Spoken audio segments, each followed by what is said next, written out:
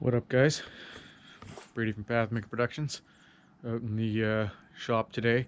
So if you're hoping for some wheeling in this video, you're out of luck. So go to the next one. I haven't looked at this thing since we were wheeling last time. I got my new shock, and so I got to throw that on. Got to do a bolt check and to tidy up my shop a bit. So we're going to take a look underneath this thing, see if we busted anything else, broke anything else, tweaked anything else from hammer down the other day.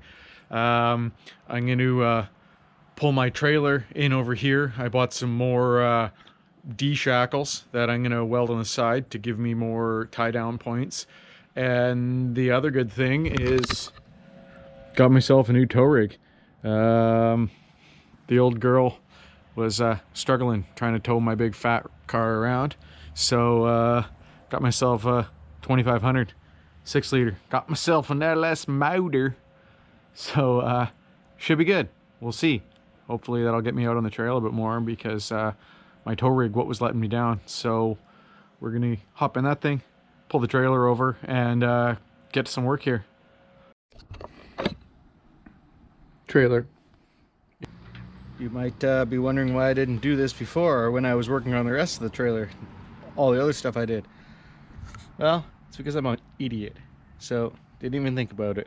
And then we had John's rig, John's XJ on the back of this thing, and my chains were not long enough for his rig, so we had to strap it a little bit differently. So this will give us a few more options on strapping it down. So I'm going to buzz these bad boys in hot and heavy. 2 on the back, 2 on the front. Got the old sparkle machine plugged in, cranked up to 11. Actually, no, not 11, but nice big thick plate.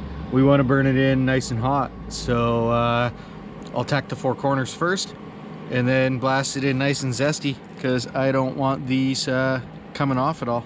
A couple of tacks in there, and now we'll burn her in. Hopefully we don't start a fire.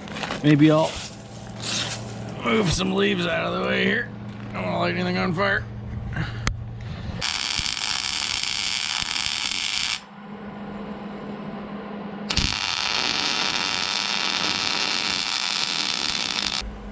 Sweet. I don't think I left myself enough room to put my welding cart through there, so I have to go to the other side. 4 by it. Take it to 4 by the old welding cart over the curb there. I think I built the off-road edition welding cart.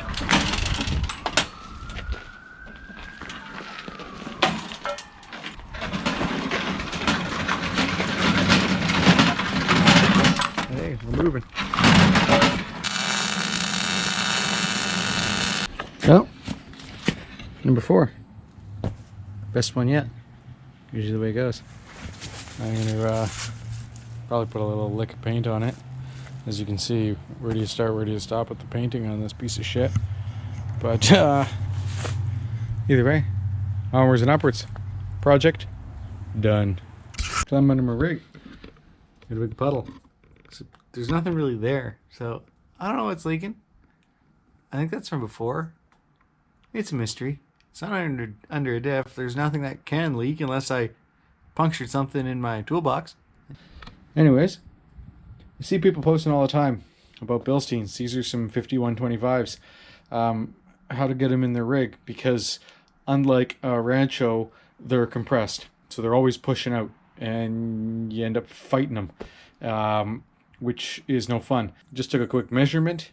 I have 28 inches eye to eye when my sitting at ride height. So right now I think we're 34, something like that. So we're going to tighten this ratchet strap down, get her right at 27.5, 28 inches. Then she's going to line right up, and I don't have to fight with it when I'm putting it in. So make your life a little easier. Use the ratchet strap. I guess this isn't a ratchet strap. This is I don't even know what the hell they call these. Poor man's ratchet strap. But it'll work for what we need to do. 28, tiny bit more.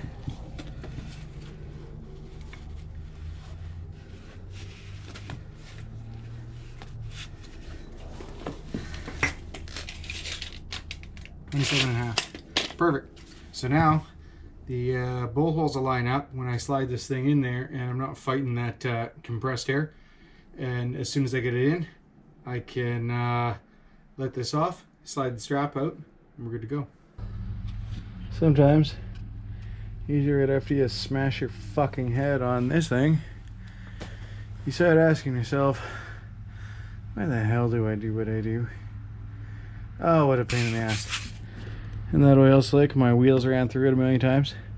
It looks like I did puncture something in my toolbox, and that's what's leaking out there because there's a whole bunch of sauce. Still have to climb in and take a look at that, but I got the bolts through on this shock, so just got to tighten her up.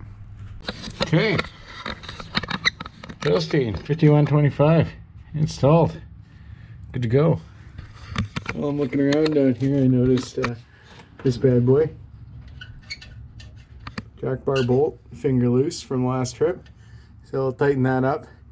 And like I said, we got some drips coming from right here, but there's nothing in there except just spare fluid. So one of my tubs fell over. Well, found the culprit. This thing's leaking somewhere. Cheap power steering fluid. At least it's good when the big main leak underneath your rig after a day of wheeling is a jug of fluid that you had in the back. Now it sucks though, because I gotta climb under there and check some more bolts in the sauce. So here's my flat belly pan, and here's that truss I made for my Dana 300. Gotta check all of these cap screws, make sure they're all nice and tight, make sure my track bar is tight, and then I'll check my other leaves, work my way to the front, making sure everything's nice and snug. Well, when I'm doing bolt checks and I find stuff like this, makes me happy. Well, doesn't make me happy, it's loose, but at least I noticed it, because having a bit of slop in there is no good. Gotta crank that bad boy tight.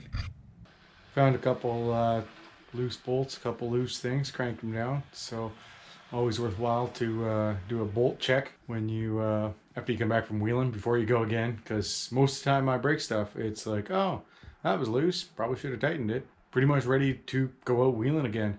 I'm going to head up to John's house. We're going to pull his rig apart, his XJ there, and take a look at his RCV. Pretty sure we know what it is, but we're going to yank it apart, and he's going to send it off to RCV, get a new one coming in the mail. So we'll check that out, and then we'll get back in the woods, because it's the time of year.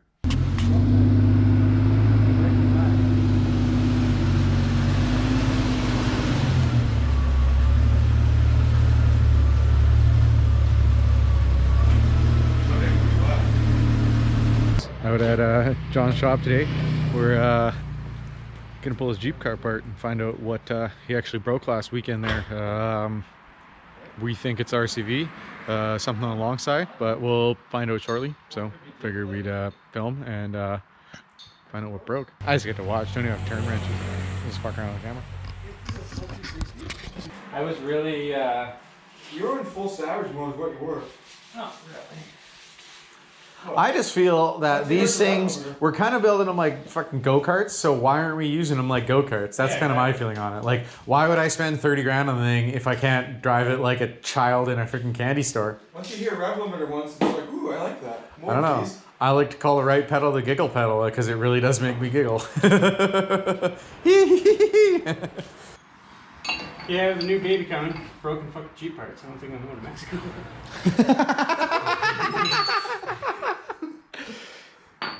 Yeah, and there's a trip to Mexico where the Jeep parts right in front of you there. Yeah, 30's fine shit. Oh yeah, there she is.